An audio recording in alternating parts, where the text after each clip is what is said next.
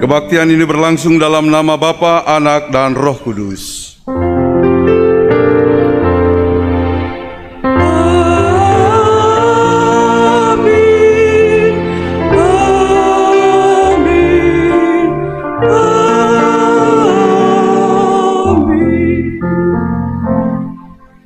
Tuhan beserta saudara. Silakan duduk kembali. Kita mempersiapkan diri untuk pembacaan dan perenungan firman Tuhan. Sebelum kita membaca, mendengarkan, dan merenungkannya, mari kita tundukkan kepala kita berdoa mohon bimbingan Roh Kudus. Ya Tuhan, Allah kami di sorga, betapa hati kami bersyukur jikalau pada saat ini Tuhan berkenan untuk kami berhimpun dalam nama-Mu, bersekutu, beribadah, menyembah, dan memuji Engkau, juga untuk mendengarkan firman-Mu. Kami membutuhkan sabda-Mu ya Allah, untuk kekuatan kami melangkah di tengah dunia yang kelam. Kami manusia yang rapuh, membutuhkan pertolongan Tuhan, dan firman-Mu adalah sumber pertolongan bagi kami. Berfirmanlah Tuhan, kami yang telah hadir di gereja ini, maupun yang beribadah di rumah masing-masing mengikuti live stream ini, sedia mendengarkannya di dalam nama Tuhan Yesus. Amin.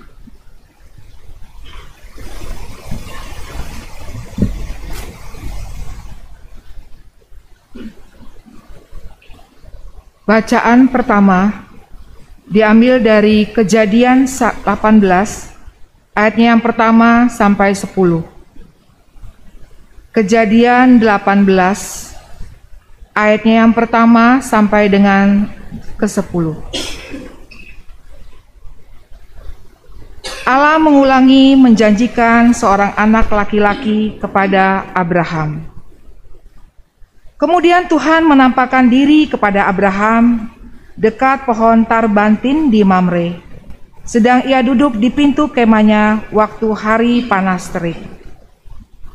Ketika ia mengangkat mukanya, ia melihat 3 orang berdiri di depannya. Sesudah dilihatnya mereka, ia berlari dari pintu kemahnya menyongsong mereka. Lalu sujudlah ia sampai ke tanah, serta berkata, "Tuanku, jika aku telah mendapat kasih Tuanku, janganlah kiranya lampaui hamba-Mu ini. Biarlah diambil air sedikit, basuhlah kakimu dan duduklah beristirahat di bawah pohon ini. Biarlah aku ambil sepotong roti, supaya tuan-tuan segar kembali. Kemudian bolehlah tuan-tuan meneruskan perjalanannya, sebab tuan-tuan telah datang ke tempat hamba-Mu ini." Jawab mereka, "Perbuatlah seperti yang kau katakan itu." Lalu Abraham segera pergi ke kemah mendapatkan Sarah dan serta berkata, "Segeralah, ambil 3 sukat tepung yang terbaik, remaslah itu dan buatlah roti bundar." Lalu beralihlah Abraham kepada lembu sapinya. Ia mengambil seekor anak lembu yang empuk dan baik dagingnya, dan memberikannya kepada seorang bujangnya. Lalu orang ini segera mengolahnya. Kemudian diambilnya dadi dan susu serta anak lembu yang telah diolah itu, lalu dihidangkannya di depan orang-orang itu. Dan ia berdiri di dekat mereka di bawah pohon itu, sedang mereka makan. Lalu kata mereka kepadanya, "Di manakah Sarah istrimu?" Jawabnya, "Di sana, di dalam kemah." Dan firman-Nya, "Sesungguhnya aku akan kembali tahun depan mendapatkan engkau. Pada waktu itulah Sarah istrimu akan mempunyai seorang anak laki-laki." Dan Sarah mendengarkan pada pintu kemah yang di belakangnya. Demikianlah sabda Tuhan. Syukur pada Allah.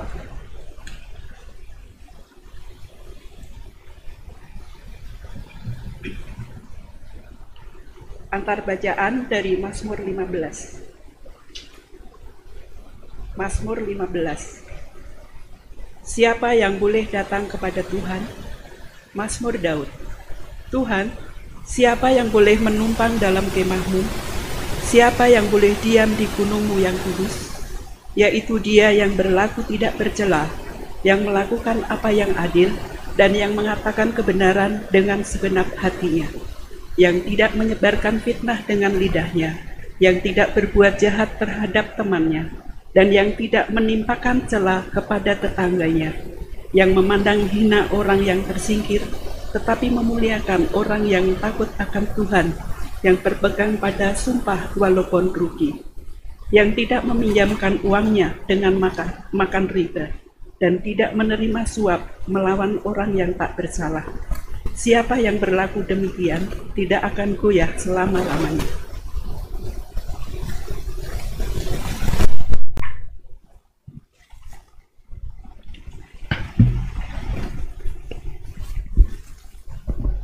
Bacaan kedua diambil dari Kolose pasal yang pertama ayat 15 sampai yang ke-28.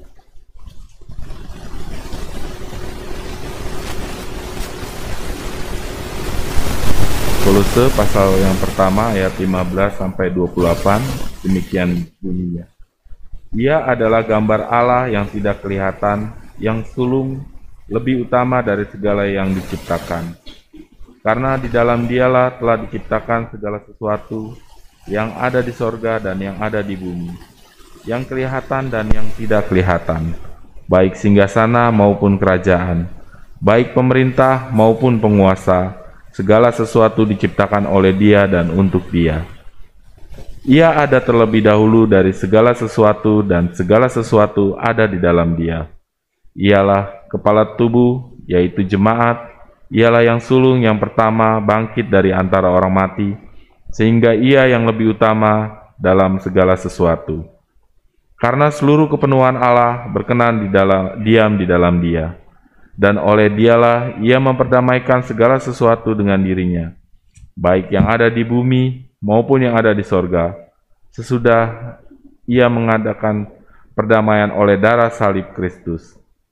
Juga kamu yang dahulu hidup jauh dari Allah, dan yang memusuhinya dalam hati dan pikiran seperti yang nyata dari perbuatanmu yang jahat, sekarang diperdamaikannya di dalam tubuh jasmani Kristus oleh kematiannya, untuk menempatkan kamu kudus dan tak bercela dan tak bercacat di hadapannya. Sebab itu kamu harus bertekun dalam iman, tetap teguh dan tidak bergoncang, dan jangan mau digeser dari pengharapan Injil yang telah kamu dengar dan yang telah dikabarkan di seluruh alam di bawah langit, dan yang aku ini, Paulus, telah menjadi pelayannya. Sekarang aku bersuka cita bahwa aku boleh menderita karena kamu, dan mengenapkan dalam dagingku apa yang kurang pada penderitaan Kristus untuk tubuhnya, yaitu jemaat.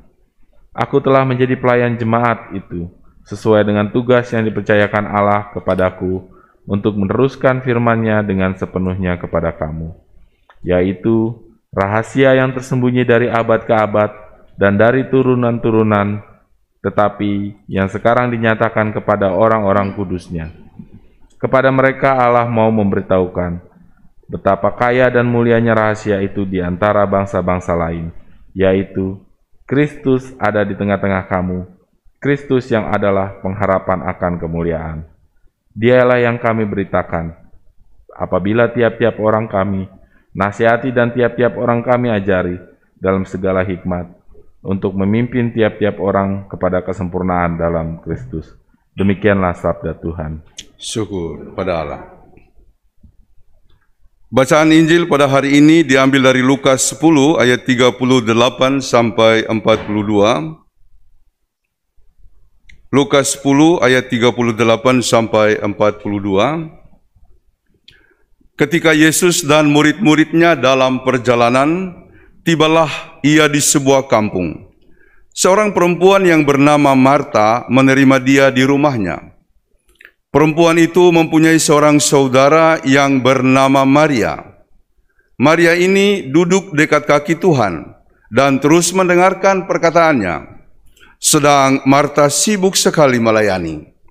Ia mendekati Yesus dan berkata, "Tuhan, tidakkah engkau peduli bahwa saudaraku membiarkan aku melayani seorang diri? Suruhlah dia membantu aku. Tetapi Tuhan menjawabnya, Marta, Marta, engkau khawatir dan menyusahkan diri dengan banyak perkara, tetapi hanya satu saja yang perlu. Maria telah memilih bagian yang terbaik, yang tidak akan diambil daripadanya. Demikianlah Injil Tuhan Yesus Kristus. Berbahagialah setiap orang yang memelihara dan melakukan firman Tuhan di dalam keseharian kehidupannya. Haleluya, haleluya, haleluya. Izinkan saya membuka masker. Pertama-tama saya menyapa kita semua, baik yang di gedung gereja ini maupun yang mengikuti ibadah kita secara online lewat live streaming ibadah GKI Pulau Mas saat ini. Selamat pagi. Salam. Saudara-saudara, beberapa minggu yang lalu di Cipayung, saya membaca di sebuah mading gereja tulisannya begini. Bila Anda melakukannya untuk mendapatkan nafkah, itu pekerjaan. Ini bicara tentang pelayanan. Jadi sekali lagi, bila Anda melakukannya untuk mendapatkan nafkah, itu pekerjaan. Bila Anda melakukannya karena untuk Tuhan, itu pelayanan. Bila Anda keluar karena ada yang mengkritik, itu pekerjaan. Bila Anda terus bekerja, sekalipun dikritik habis-habisan, itu pelayanan. Bila Anda berhenti karena tidak ada yang berterima kasih, itu pekerjaan. Bila Anda terus bekerja walaupun tidak pernah dikenal siapapun, itu pelayanan. Bila Anda merasa semakin sulit menikmati yang Anda kerjakan, itu pekerjaan. Bila Anda semakin sulit untuk tidak menikmatinya, dalam arti terus menikmatinya, itu pelayanan. Bila Anda pikirkan adalah sukses, itu pekerjaan. Bila yang Anda pikirkan adalah kesetiaan dalam bekerja untuk Tuhan, itulah pelayanan. Gereja yang biasa-biasa saja dipenuhi oleh jemaat yang bekerja. Tetapi jemaat yang luar biasa akan dipenuhi oleh orang-orang yang siap melayani. Ada amin. Saudara-saudara, tema hari ini belajar mendengar suaranya sebelum melayaninya. Saya sungguh sangat tergugah dengan tema ini. Ketika mendapatkan topik itu, saya lalu kemudian merenungkan dalam perjalanan saya, bahkan juga menjelang tidur saya, jangan-jangan selama ini kita terlalu sibuk bekerja, tetapi suara Tuhan tidak kita pahami dengan baik. Nah, saudara-saudara, lalu kemudian muncul beberapa pertanyaan yang terutama kemudian bergema di pikiran saya, mengapa kita harus pertama-tama mendengar suara Tuhan sebelum melayaninya? Karena begini, banyak orang lalu kemudian mengklaim bahwa dia sudah melayani. Tetapi ketika kita cermati kehidupannya, dia sebenarnya enggak melayani. Dalam arti melayani Tuhan. Rupanya dia melayani dirinya. Rupanya ada kepentingan di situ. Rupanya dia sedang mencari popularitas misalnya, atau sesuatu yang lain yang bersifat lahiriah. Yang lebih parah lagi, banyak sosok-sosok pemimpin gereja nggak bisa melepaskan diri dari gereja itu, dalam arti dia menjadi pemimpin seterusnya seumur hidup tanpa siap diganti. Dan apa yang terjadi, gereja-gereja seperti itu kadang-kadang mudah ambruk, cepat runtuh. Sebab apa? Sebab sangat bergantung pada seorang sosok yang disebut pendiri dan sekaligus pelayannya. Beberapa gereja saya cermati dan itu sudah nyata di depan kita. Beberapa gereja besar di Jakarta ini kebetulan saya mengenal beberapa aktivisnya ya, pengerjanya, dan pemimpin utamanya itu meninggal. Itu turun drastis. Sejarah yang kami pelajari tentang gereja, dari sejak tahun 60-an dulu ada beberapa gereja yang baru itu booming, besar luar biasa, sangat disukai. Dan gereja-gereja seperti itu menarik ya kalau kita ikuti gerakan-gerakan pelayanan mereka. Namun yang aneh dan itu kemudian melahirkan pertanyaan besar, apakah itu gereja? Karena setelah pemimpinnya nggak ada, dia hancur, menjadi berkeping-keping. Menurut saya, gereja tidak boleh seperti itu. Siapapun yang memimpin, maka gereja itu harus tetap eksis, harus berlanjut. Jadi jangan sampai sebuah gereja sangat bergantung pada seorang sosok, pada satu sosok. Sebab gereja ini bukan milik dari seorang pribadi. Gereja adalah milik Tuhan. Jadi pertanyaan besarnya adalah, apakah itu gereja? Menurut saya itu bukan gereja. Walaupun dia melayani, menggebu-gebu dan berapi-api. Dan hari ini kita disuguhkan oleh sebuah tema yang menarik sekali untuk kita renungkan. Belajar mendengar suaranya sebelum kita melayaninya. Karena jangan sampai terjadi, kita pikir sudah melayaninya, ternyata kita hanya melayani diri kita. Kita pikir kita sudah berkorban baginya, ternyata kita berkorban hanya untuk kepentingan kita. Dan yang terjadi adalah ketika kita misalnya tidak lagi ada, lalu kemudian gereja itu ambruk. Saya bersyukur bahwa GKI adalah salah satu gereja yang punya sistem gerejawi yang menarik. Seperti beberapa gereja sinode yang lain.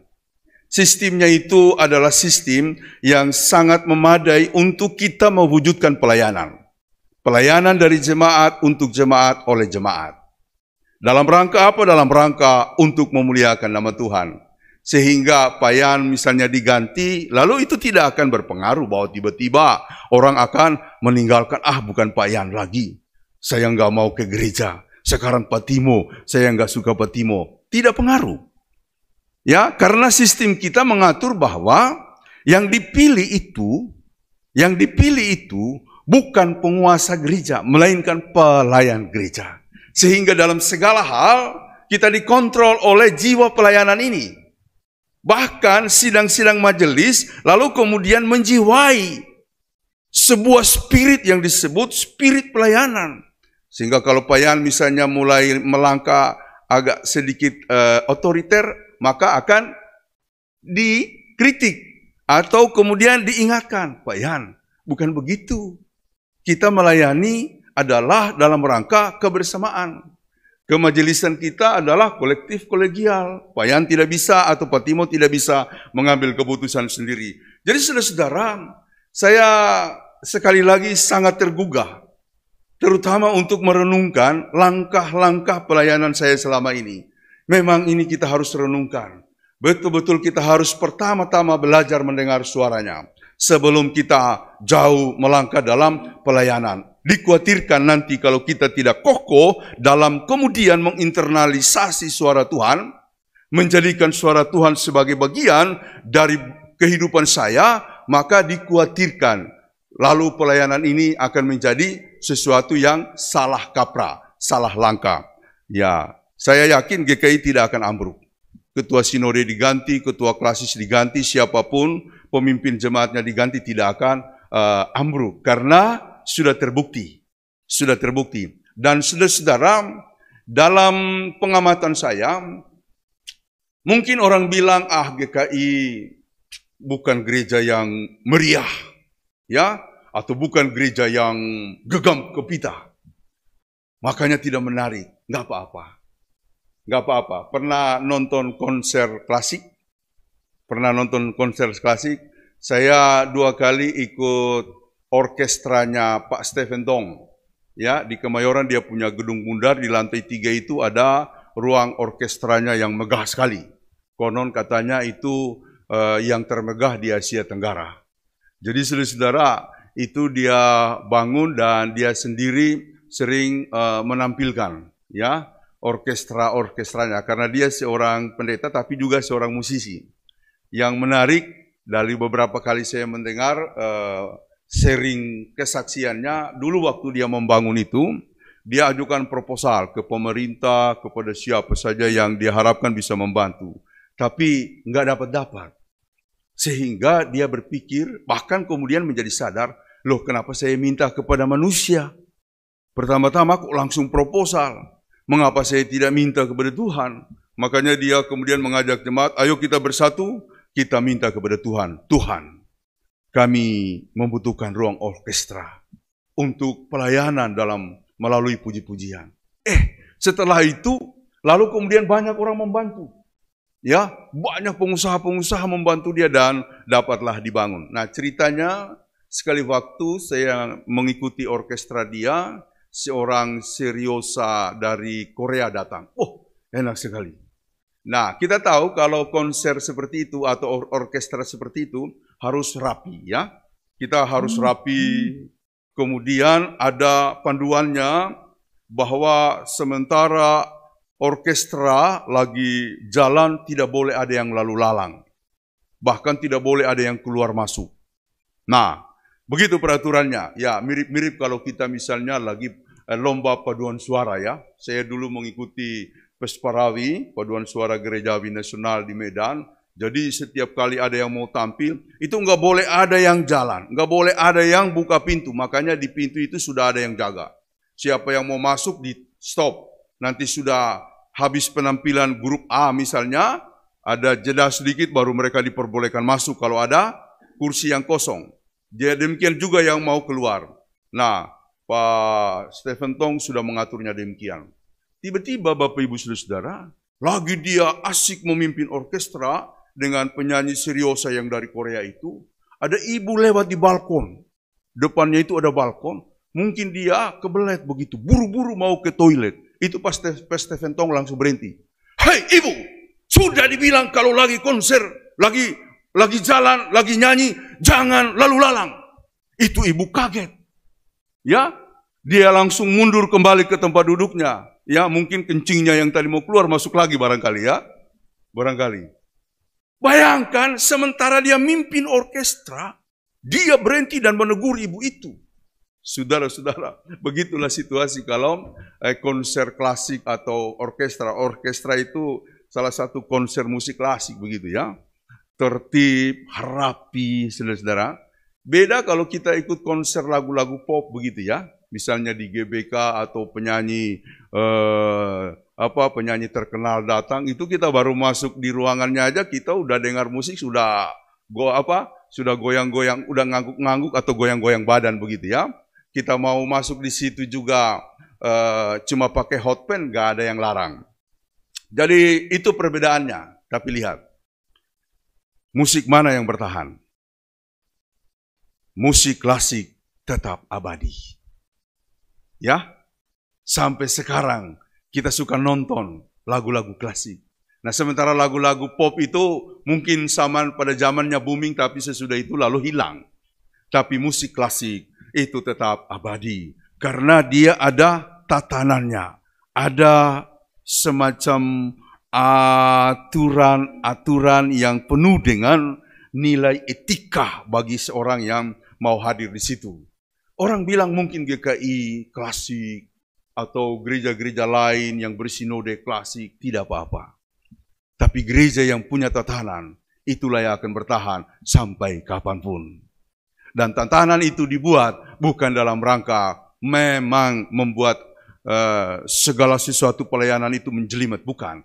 Dalam rangka menjiwai pelayanan. Jadi ada kisi-kisi yang kemudian menjadi kontrol kita untuk melaksanakan pelayanan. Jadi saudara-saudara, saya yakin GKI itu bukan gereja yang tiba-tiba booming lalu kemudian hilang. Bukan. Ya, kita adalah gereja dengan tatanannya. Kalau ada yang mengatakan, GKI klasik atau tidak tidak hidup, monoton, nggak usah terlalu gundah begitu ya. Karena yang mereka tuding klasik justru itulah yang kemudian akan terus ada. Walaupun saya tahu bahwa gereja-gereja harus belajar, ya. Saya sendiri belajar banyak kepada kaum dari GBI, ya. Saya pernah live in di GBI 5 bulan. Hanya untuk kemudian memahami, mencari tahu mengapa mereka menari. Mengapa mereka menari? Kita kok sekolah teologinya 5 tahun, 4 sampai 5 tahun, mereka cuma 1 tahun, ya. Dulu mereka cuma 6 bulan malah sampai 1 tahun. Sekarang GBI pun sudah ada syaratnya, harus S1. Tapi dulu cuma 6 bulan, 1 tahun bisa menjadi pastor, bisa menjadi pendeta. Pastor mereka panggil. Kok menarik? Sementara kita itu sampai kemudian belajar tafsiran, latar belakang kehidupan Yesus di zaman itu. Kemudian kita belajar soal Yudaismenya, lingkungan kehidupan Yahudinya, belajar tafsirnya, hermeneutik, dan kemudian belajar soal teologinya, teologi klasik, teologi modern, teologi postmodern. Semua kita pelajari, tapi kok nggak menarik, ya kan?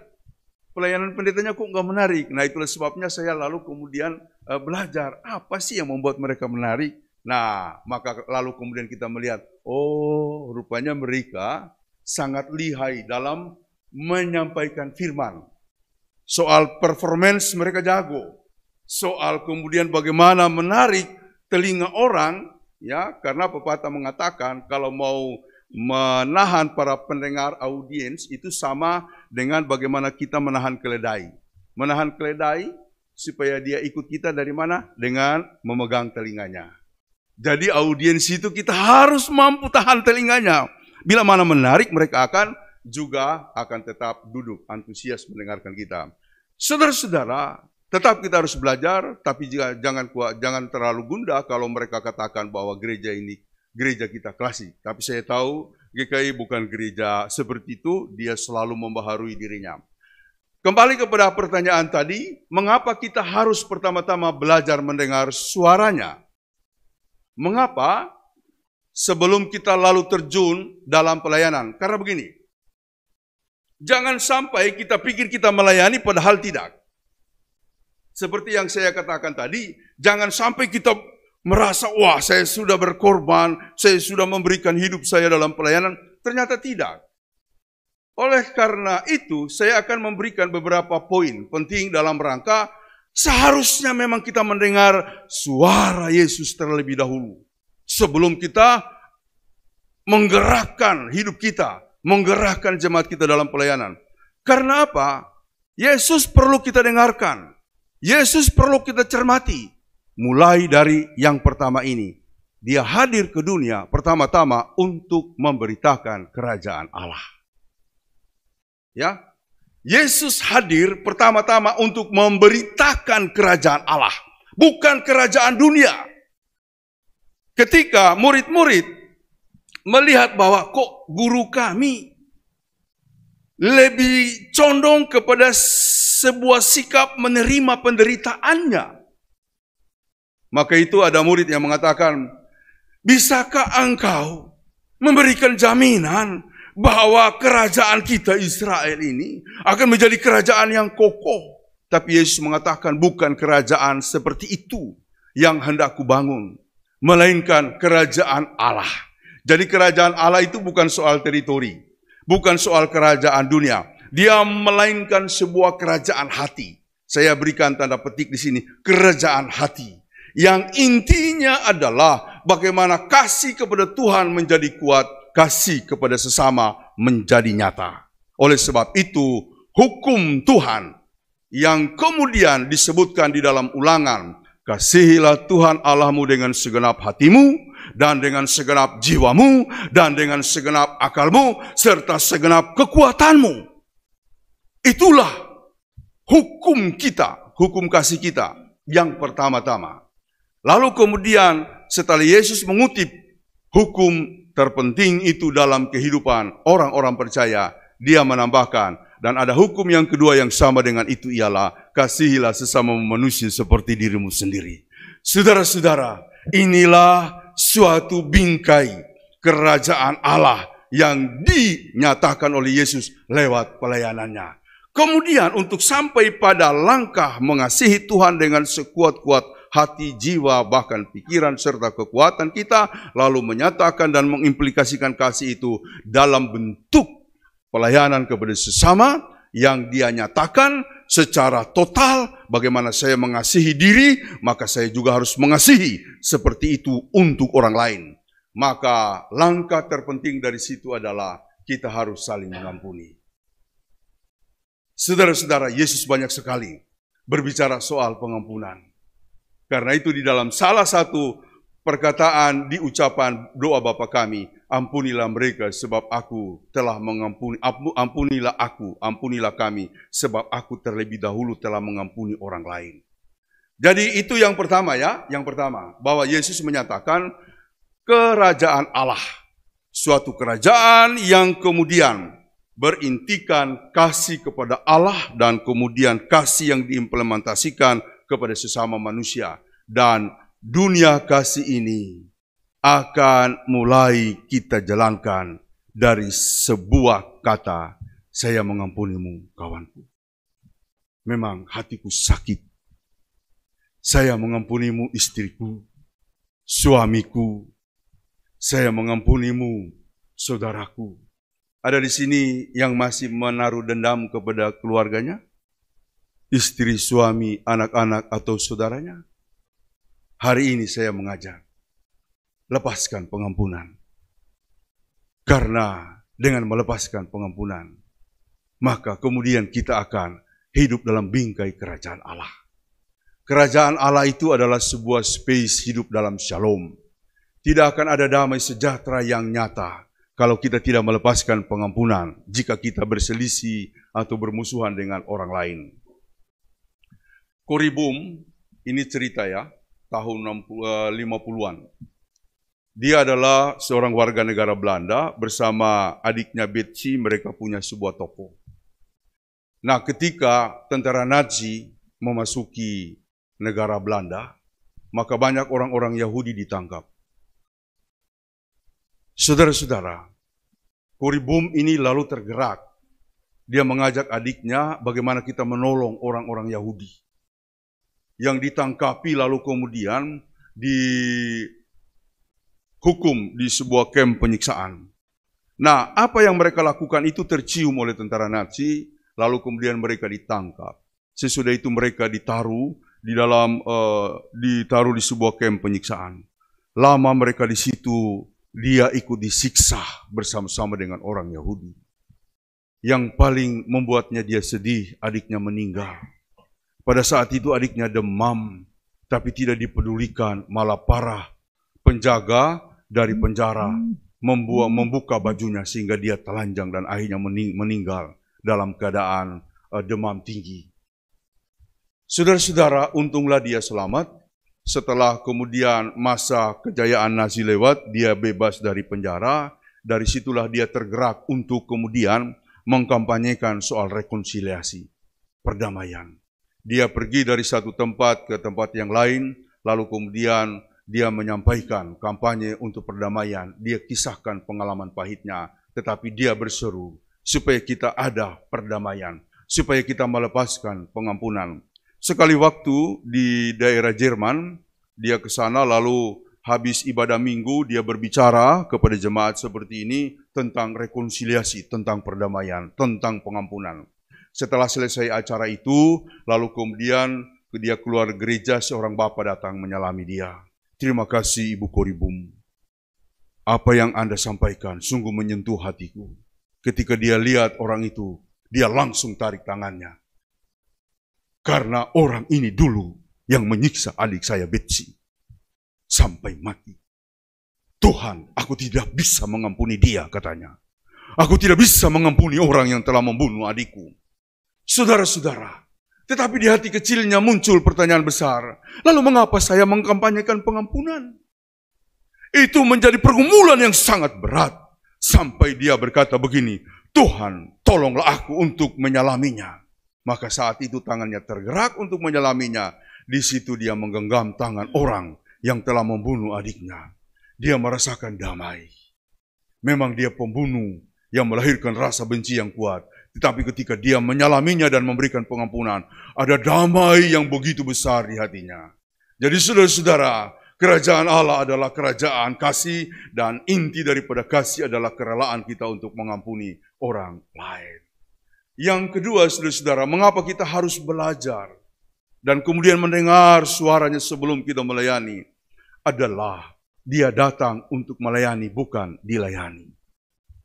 Dia datang untuk melayani, bukan dilayani. Ada banyak dimensi-dimensi yang kita bisa bahas dalam pelayanan. Saya cuma mau menyinggung satu saja. Pelayanan Yesus adalah pelayanan yang spiritnya spirit kesatuan, oikumene, ut omnes unun sin. Itu doa Tuhan Yesus di dalam Yohanes 17. Ut omnes unun sin, supaya mereka menjadi satu. Maksud saya saudara-saudara, adakah pelayanan GKI Pulau Mas ini masih membeda-bedakan aliran-aliran gereja, masih membeda-bedakan kelompok-kelompok Kristen yang lain? Lihat GPDI, lihat Advent, lihat Baptis, seperti melihat orang yang punya cacat. Kalau itu masih ada, kita belum melayani dalam arti yang dikehendaki oleh Yesus.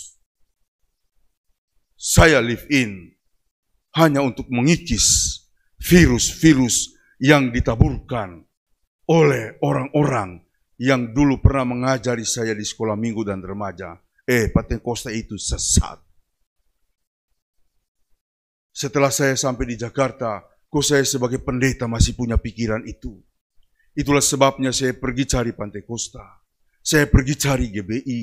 Saya pergi cari semua gereja. Saya bilang istri saya, kalau kita nggak mimpin, mari kita ke gereja sana. Supaya kita bisa menyatukan hidup kita dengan mereka. Mengapa kita harus kemudian memandang mereka dengan sebelah mata? Seolah-olah mereka adalah orang yang sesat dan berdosa. Padahal mereka juga adalah gereja yang dibentuk oleh Tuhan. Sudahkah kita melayani dalam arti seperti ini? Mungkin kita harus berdiam diri untuk berkata, Tuhan, ajari saya lebih banyak lagi. Saudara-saudara, terkait dengan pelayanan itu, hal kedua selain oikumene kesatuannya yang saya mau katakan adalah pelayanan Yesus bukan pelayanan sekedar kata-kata.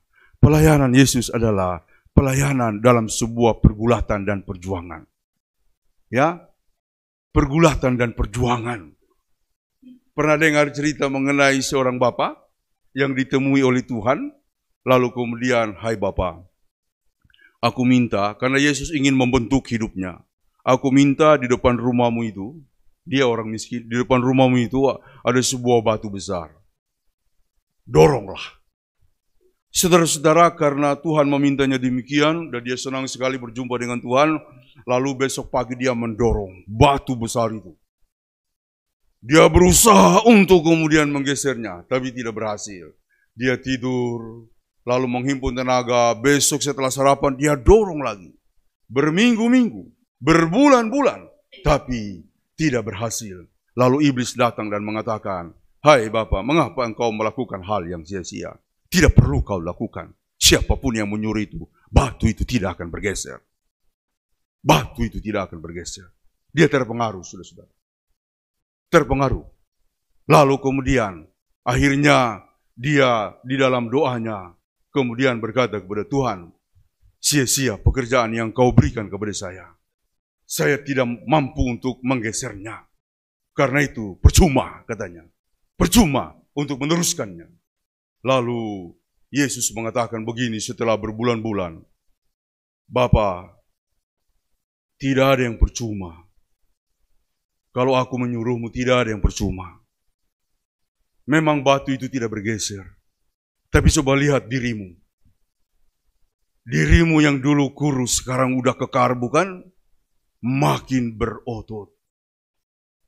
Soal batu itu bergeser bukan soal kamu. Itu aku yang akan melakukannya. Setelah itu dia geser. Saudara-saudara, Anda menyerah dalam pelayanan? Karena tidak berhasil? Karena merasa berat? Tuhan menyuruh kita untuk tetap melakukannya. Dalam sebuah pergulatan yang kontinu dan tidak boleh tersentak, tidak boleh terhenyak atau kemudian terganjal hanya karena digoda oleh suara yang lain. Jangan menyerah dalam pelayanan. GKI ini bukan punya kita, punya Tuhan Yesus. Dia cuma ingin melihat anak-anakku di GKI siap nggak bergulat untuk melakukannya. Soal dia maju berkembang, itu aku yang melakukannya. Itu aku yang mengaturnya. Tuhan menunggu siapa yang berkorban, siapa yang mau melakukannya. Saudara-saudara, Lalu kemudian saya mengingat ada anekdot ya yang berkata begini. Ini menyinggung orang yang suka bicara. Anekdot itu sebenarnya terkait dengan sikap-sikap, attitude masyarakat di beberapa negara ya. Sedikit bicara, ya. Lalu kemudian sedikit kerja, ya. Sedikit bicara, lalu kemudian sedikit kerja, itu orang dari negara Angola. Ya, kata dari anekdot itu. Sedikit bicara, banyak kerja, itu Jepang dan Korea. Ya, itu orang Jepang Korea itu sedikit bicara banyak kerja ya. Banyak bicara, lalu kemudian banyak kerja, itu orang Amerika dengan Inggris. Ya. Kemudian yang berikut adalah banyak bicara, sedikit kerja.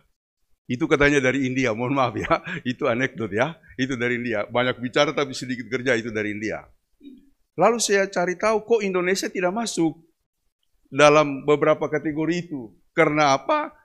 Dia mengerjakan, tapi dia tidak tahu apa yang dia kerjakan. Karena dia mengerjakan lain dari apa yang dia bicarakan. Begitu itu ya. Itu orang Indonesia gitu ya.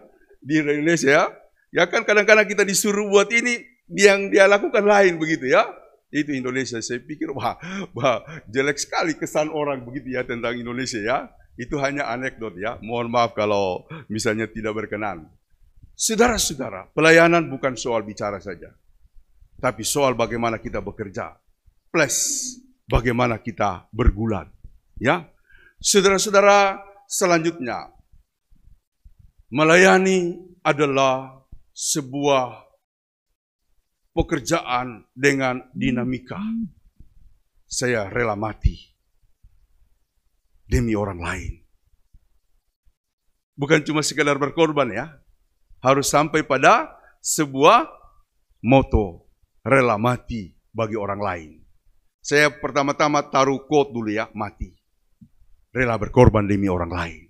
Ya, rela berkorban demi Pak Yan, demi Ibu Paula, Pak Siahaya, Ibu Huta Barat ya. Demi Huta Barat atau siapa. Ketika memang kita harus berkorban bagi mereka, saudara-saudara. Tetapi kan persoalannya, gereja-gereja masa kini, jemaat-jemaat Kristen masa kini, sudah mulai jarang untuk sampai pada etape mau berkorban bagi orang lain. Jangankan berkorban, ya kan? Duit kita mau dipakai saja kadang-kadang, nuntutnya luar biasa, saudara-saudara. Nuntutnya sudah luar biasa. Tapi memang perlu kita merenungkan kehidupan kita ya dalam hal-hal seperti itu. Saya pernah membaca begini, saudara-saudara. Saya kira ini mungkin perlu ya. Mengapa kita itu kadangkala harus mengoreksi pelayanan-pelayanan kita. Sehingga kadang terlihat tidak lagi sebagai sebuah pelayanan yang serius bahkan sampai berkorban.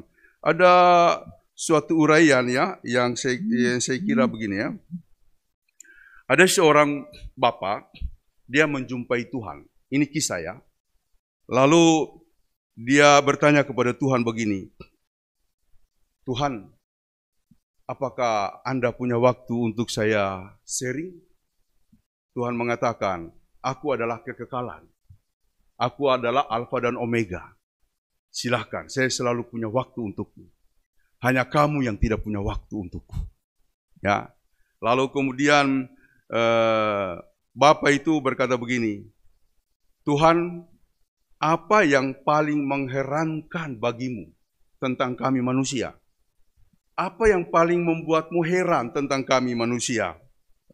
Lalu kemudian Tuhan menjawab begini, pertama, yang paling heran dari kamu manusia adalah selalu mencemaskan masa depan sampai lupa hari ini. Ya, selalu mencemaskan masa depan sampai lupa hari ini. Saya pernah bertemu seorang pengusaha, dia dari Jepang, tapi kami akrab ya, suka diskusi.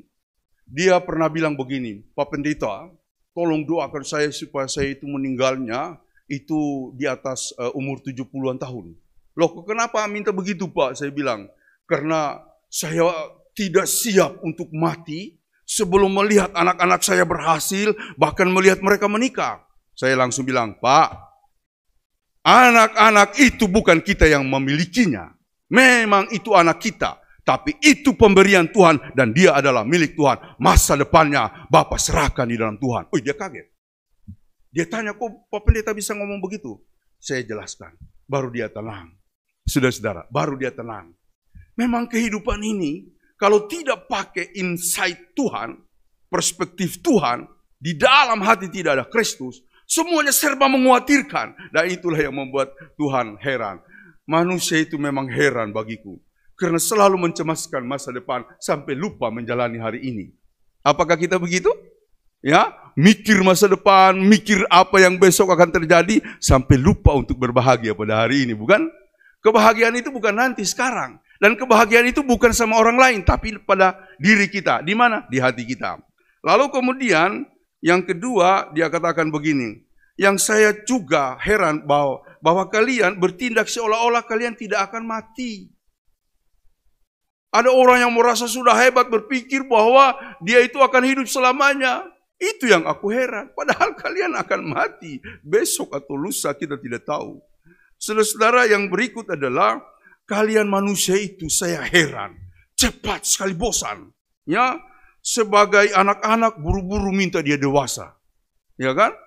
Lalu kemudian setelah dewasa dia rindu jadi anak-anak. Ya kan? Bahkan kadang-kadang sudah tua persis seperti anak-anak. Ngambekkanlah begitu ya. Marah-marah melululah. Nggak dikasih ini, nggak dikasih itu. Marah lagi ya. Biasa begitu ya. Inang ya. Orang tua ya, biasa ya. Kalau sensitif sekali gitu ya. Ya, saya bicara dari beberapa keluarga saya juga begitu ya. Kalau nggak cepat dipenuhin, marah begitu ya. Marah begitu ya. Saya pikir ini terbalik-balik begitu ya. Itu Tuhan heran. Lalu kemudian yang berikut Tuhan bilang, saya heran kepada kamu manusia. Kalian itu rela kehilangan kesehatan demi mengejar uang. Tapi sesudah itu harus membayar mahal akibat sakit penyakit karena terlalu memaksakan diri bekerja. Ya kan? Jadi karena itu Tuhan mengatakan kepada dia, nikmatilah hidupmu, enjoy aja. Begitu ya, enjoy aja. Jangan sampai kita lalu kemudian seperti itu. Lantas orang itu mengatakan, Tuhan, apa nasihatmu bagi kami supaya kami hidup bahagia? Lalu Tuhan menjawab, inilah juga yang saya heran. Selalu minta nasihat, padahal nasihatku sudah ada di dalam Alkitab. Sudah ada di dalam Alkitab. Siapa yang takut akan Tuhan, maka hidupnya akan berbahagia. Di mana ada kebenaran, di situ akan tumbuh damai sejahtera. Perjuangkan kebenaran. Itu Tuhan heran. Nah, maka itu Tuhan mengatakan begini. Kalian harus sadar bahwa berkat itu tidak bisa dikejar. Berkat itu aku yang turunkan.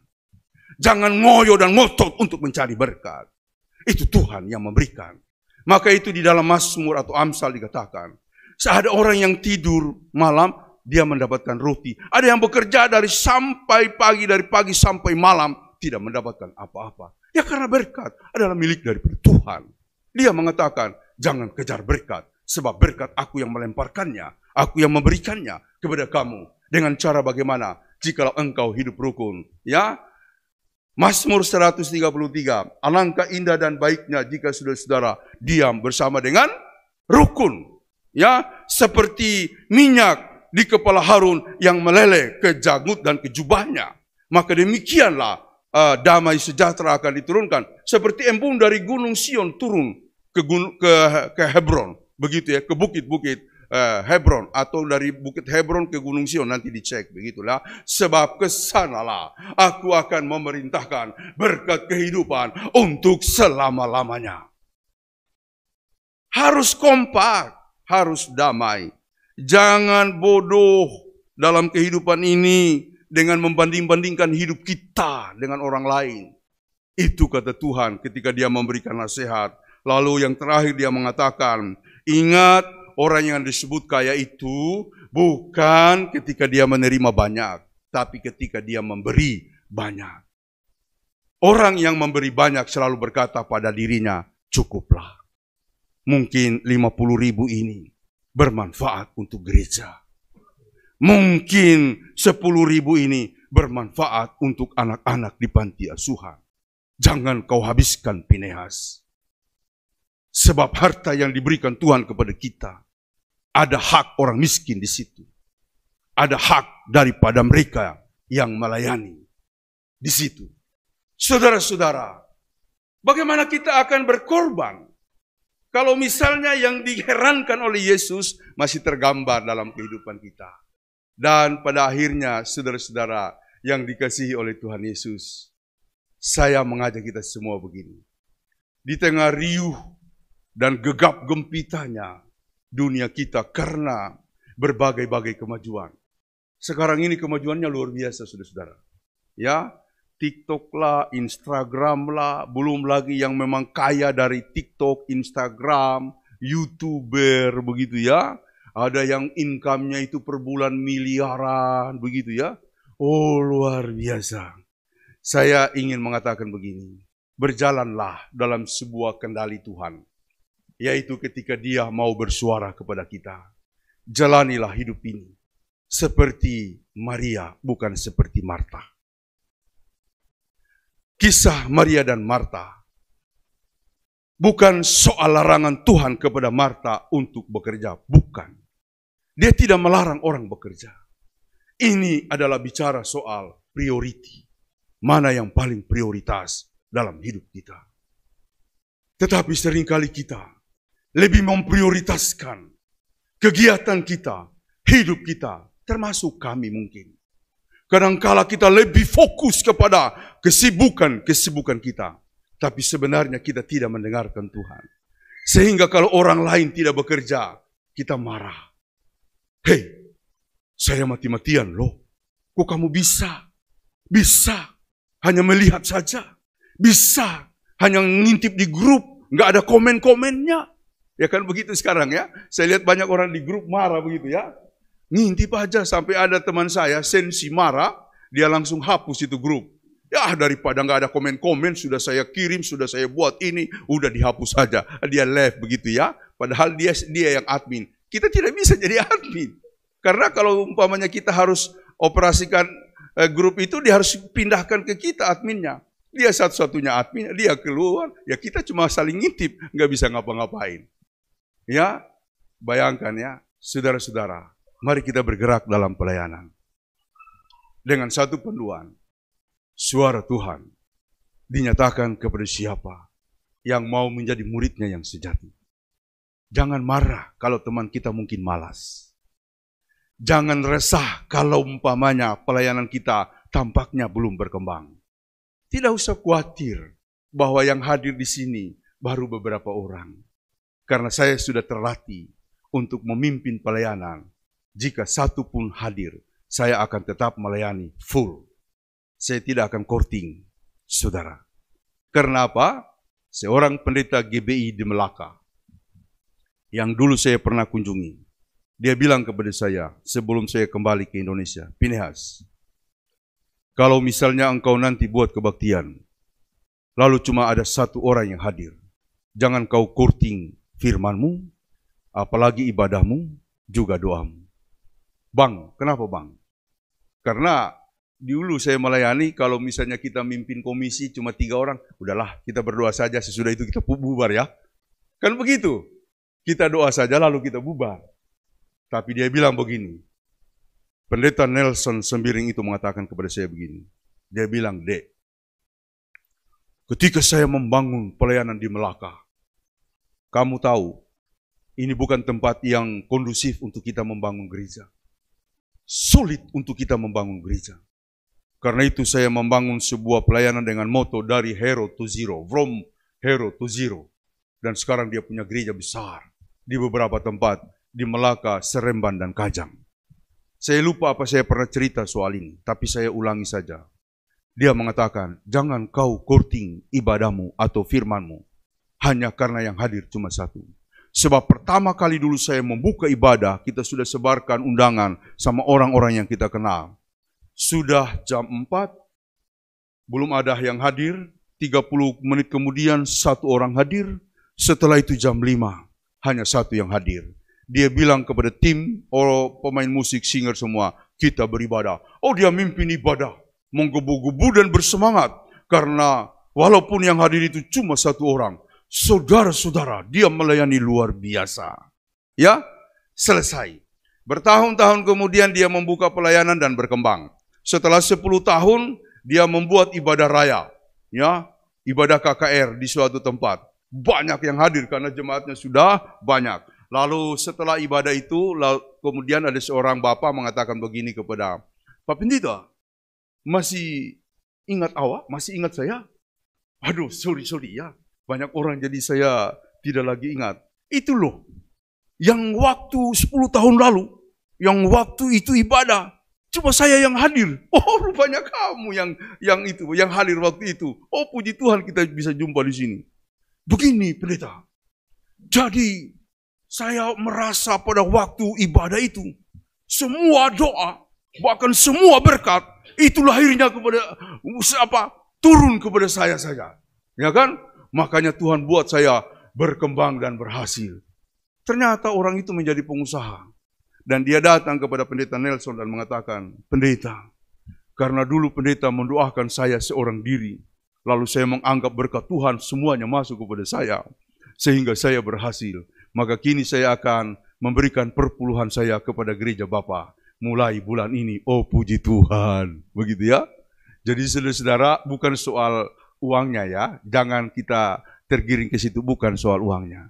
Tapi yang saya mau katakan, jangan pernah kendor pelayananmu hanya karena yang hadir 1 orang, 2 orang, 3 orang, 10 orang. Siapapun yang hadir pada saat kita melayani. Jika Tuhan ada, maka itu akan menjadi tanda perkembangan, bukan tanda kekurangan. Ada amin? Teruslah berjalan, dengarkan suara Tuhan terus-menerus, dan biarkan perkembangan pelayanan kita diridhoi, diberkati, direstui oleh Allah. Saya yakin semua yang diberkati oleh Tuhan akan memberikan perkembangan-perkembangan yang dahsyat. Amin.